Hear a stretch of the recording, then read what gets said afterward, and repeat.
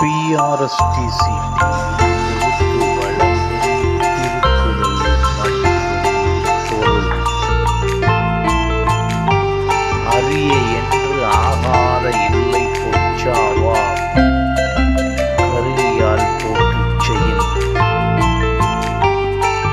மறவாமை என்னும் கருவியின் துணையால் கடமைகளை போற்றுச் செய்தால் செய்வதற்கு அருமையான